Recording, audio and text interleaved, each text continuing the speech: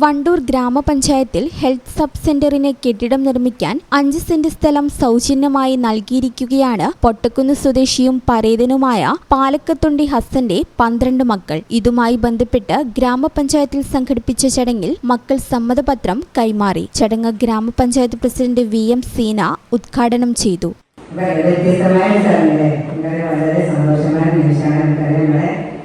പിന്നെ കാക്കൽ ഫാമിലി നമുക്ക് കുറച്ച് മുന്നേ നമ്മൾ മെഡിക്കൽ ഓഫീസർ പറഞ്ഞിരുന്നു. നമുക്കൊരു പിന്നെ ഇത് പാസ്സായിട്ടുണ്ട്.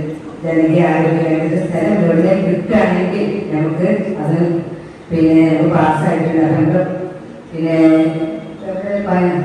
15ാം വാർഡിലാണ് ഇവർ താമസിക്കുന്നത്. അവിടെ 5 സെന്റ് സ്ഥലം നമ്മുടെ കാക്കൽ ഫാമിലി നമുക്ക് വിട്ടു തരാണ്ട് ആരും ഇങ്ങനെ സാഹചര്യത്തിൽ ആരും ഇങ്ങനെ ഒരുപാട് സാഹചര്യം തരില്ല. ആരോട് ചോദിക്കാനും കുറേ ചോദിക്കാനും പക്ഷെ ആരും സ്ഥലം കൈമാറാൻ സാധിച്ചിട്ടുണ്ടായിരുന്നില്ല.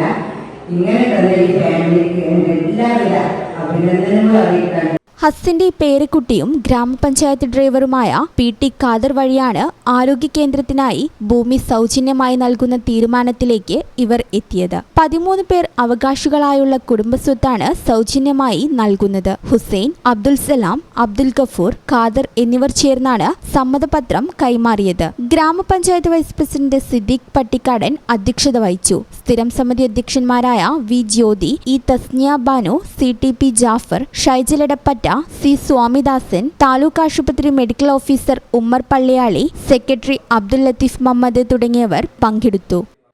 ഈ ചാനൽ ന്യൂസ് വണ്ടൂർ.